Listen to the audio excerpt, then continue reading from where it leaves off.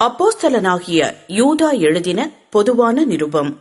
இயேசு கிறிஸ்துவினுடைய ஊழியக்காரனும் யாக்கோப்பினுடைய சகோதரனுமாயிருக்கிற யூதா, பிதாவாகிய தேவனாலே பரிசுத்தமாக்கப்பட்டவர்களும் இயேசு கிறிஸ்துவினாலே காக்கப்பட்டவர்களுமாகிய அழைக்கப்பட்டவர்களுக்கு எழுதுகிறதாவது, உங்களுக்கு இரக்கமும் சமாதானமும் அன்பும் பெருக கடவது.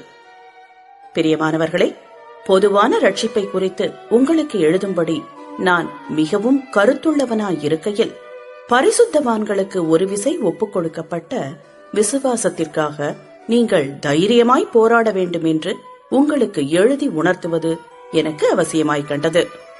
ஏனெனில் நமது தேவனுடைய கிருபையை காம விகாரத்துக்கு ஏதுவாக புரட்டி ஒன்றான ஆண்டவராகிய தேவனையும் நம்முடைய கர்த்தராகிய இயேசு கிறிஸ்துவையும் மறுதலிக்கிற பக்தியற்றவர்களாகிய சிலர் பக்க வழியாய் நுழைந்திருக்கிறார்கள்.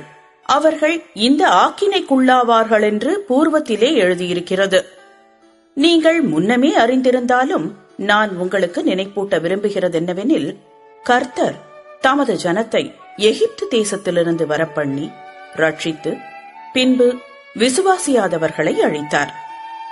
தங்களுடைய ஆதி மேன்மையை காத்துக்கொள்ளாமல் தங்களுக்குரிய வாசஸ்தலத்தை விட்டுவிட்ட தூதர்களையும் மகா நாளின் நியாய தீர்ப்புக்கென்று நித்திய சங்கிலிகளினாலே கட்டி அந்தகாரத்தில் அடைத்து வைத்திருக்கிறார். அப்படியே சோதோம் கொமோரா பட்டணத்தார்களும் அவைகளை சூழ்ந்த பட்டணத்தார்களும் அவர்களைப் போல் விபசாரம் பண்ணி அந்நிய மாம்சத்தை தொடர்ந்து நித்திய அக்கினியின் ஆக்கினையை அடைந்து திருஷ்டாந்தமாக வைக்கப்பட்டிருக்கிறார்கள். அப்படி போலவே சொப்பனக்காரராகிய இவர்களும் மாம்சத்தை அசூசிப்படுத்திக் கொண்டு கர்த்தத்துவத்தை அசட்டை பண்ணி மகத்துவங்களை தூஷிக்கிறார்கள். பிரதான தூதனாகிய மிகாவேல் மோசேயினுடைய சரீரத்தை குறித்து பிசாசுடனே தர்க்கித்து பேசின போது அவனை தூஷணமாய் குற்றப்படுத்த துணியாமல், கர்த்தர் உன்னை கடிந்து கொள்வாராக என்று சொன்னான். இவர்கள் தங்களுக்கு தெரியாதவைகளை தூஷிக்கிறார்கள்.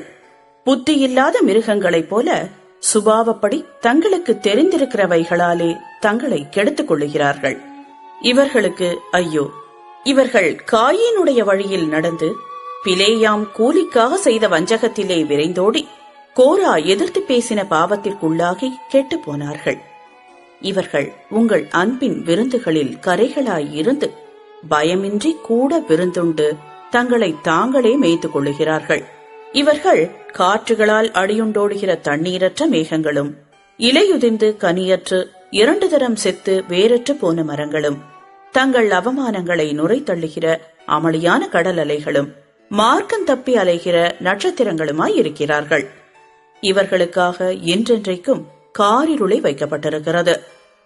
ஆதாமுக்கு 7ஆம் தலைமுறையான ஏனோக்கும் இவர்களை குறித்து, இதோ எல்லாருக்கும் நியாய தீர்ப்பு கொடுக்கிறதற்கும் அவர்களில் அவபக்தியுள்ளவர்கள் யாவரும் அவபக்தியாய் செய்து வந்த சகல அவபக்தியான கிரியைகளின் நிமித்தமும் தமக்கு விரோதமாய் அவபக்தியுள்ள பாவிகள் பேசின கடின வார்த்தைகள் எல்லாவற்றின் நிமித்தமும் அவர்களை கண்டிக்கிறதற்கும் 1000 தமது பரிசுத்தவான்களோடும் கூட கர்த்தர் வருகிறார் என்று முன்னறிவித்தான்.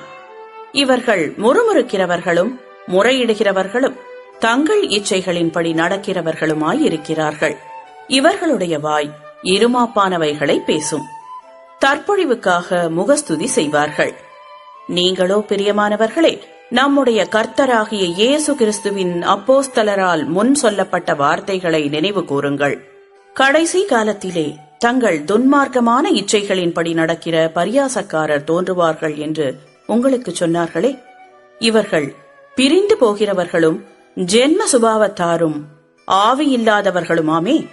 நீங்களோ பிரியமானவர்களே, உங்கள் மகா பரிசுத்தமான விசுவாசத்தின் மேல் உங்களை உறுதிப்படுத்திக் கொண்டு பரிசுத்த ஆவிக்குள் ஜெபம் பண்ணி தேவனுடைய அன்பிலே உங்களை காத்துக்கொண்டு நித்திய ஜீவனுக்கேதுவாக நம்முடைய கர்த்தராகிய இயேசு கிறிஸ்துவினுடைய இரக்கத்தை பெற காத்திருங்கள்.